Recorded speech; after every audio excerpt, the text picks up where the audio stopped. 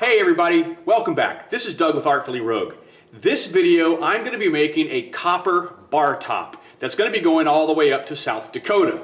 And this is kind of the first time I've worked with copper in such a large sheet. So it was kind of interesting to play around with, but at the very end, the patina that ended up on the copper bar top, I'm really excited about. So hopefully you'll enjoy the video.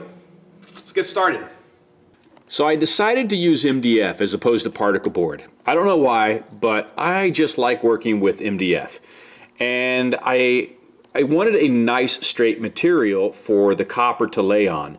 Now I'm using 2 sheets of 1/2 inch MDF, so it's going to be a nice 1 inch thick countertop. I wanted something that's going to be sturdy so that it wouldn't flex. And I don't usually do wood in my shop, but you know what you're going to see here. I mean, I've got a few welding clamps and whatnot, so I end up just kind of shooting pin nails in it. That way I know it's going to stay. And then I put the edge on the countertop. Now this is the outside edge, and I kind of changed the way I had designed it. And I was going to put 2 pieces on the outside edge, but then I didn't like the idea of having that 2 exposed edges up on the countertop. You'll see here in just a second. So what I do is I put the other piece on the inside, and then I go back and trim off the extra 1/2 inch or so that it matches. And I thought it was kind of a better bond also. Then I do the same thing for the ends. Sand those up real quick. And I'll go ahead and mark that off so I know where to put my glue. I don't often make countertops, but when I do, I make them out of MDF.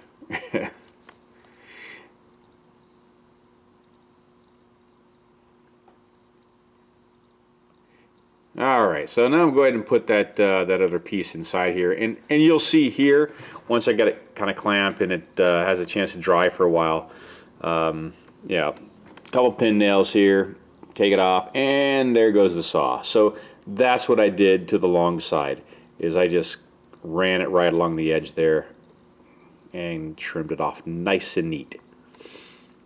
And then give it a quick sand. I wanted to make sure that any imperfections were knocked down, because the copper, I used a 21 ounce copper, and as you see here, I put it onto a foam insulation, because man, that thing just picks up scratches and any kind of things that are particles that are underneath the copper. So I'm measuring the countertop and making sure that it fits on the copper. It's a 10-foot long countertop, and I had just enough to fold up the edges on the end. And I'm applying the contact cement onto the countertop and now onto the copper top. And you want to get those nice and tacky before you bond those. And so, who you don't see here in this picture, my daughter is at the camera side, and we're about to drop this into position. And you can see the black line there, and that's where that has to fall. And then professional copper top counter pusher downer guy was up there for you. And then trying to get that edge, just doing like a hammered edge. And I've not worked with copper much, but you know, because it's a very soft material. I got to a certain point where I'm like, okay, I should probably do these corners now. And I found that if I just cut the edges, then it'll make it a lot easier for me to bend those long sides.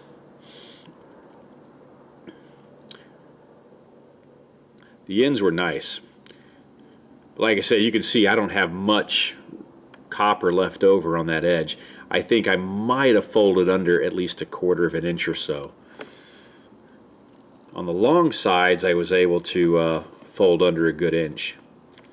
So this 45 that I'm cutting now, that's going to fold in, and you'll see that here further in the video how that's going to finish off. Adding more contact cement to the underside. Now you can see I probably have a good 8 to 10 inches, and so I figured, let me just cut that off, and that way I'll have a little bit easier to work with. And as you can see, I've got my OSHA approved flip-flops on. Those are my work flops, just so everybody knows. I don't wear my dress flops in the shop. And then professional gluing, clamping method here for the copper. And then again, going back, I'm using the glove and the rubber mallet because just try to pick up as little dings and knocks in that copper. Using little brass nails. And so I got a couple of them in here, and then I realized, yeah, you know what, gonna have to mark a line, and that way I can follow the line, because if not, I'm gonna have a real squiggly worm looking nail row. But you can see it's like, you know, just nailing these brass, they would bend a little bit, like this one here. I could get them in, but just going through the copper. So this is that corner I was talking about. Cut the 45, and I had it clamped so it was nice and tight. Had a little nail set there. This made it so much easier. Go ahead and tap through that copper with a finish nail, and then I could get these little brass nails in there a lot better.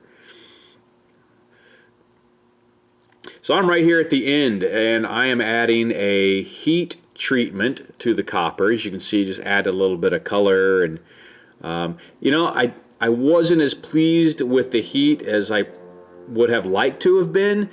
Because of the contact cement, it started to lift a bit, and so I'd have to knock it back down.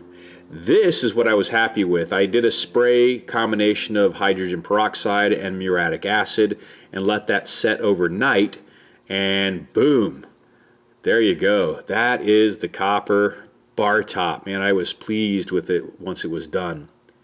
Thanks for taking the time to watch this video. If you have any questions or comments, leave those down below. And I really appreciate the fact that you guys are checking this out. See you in the next video.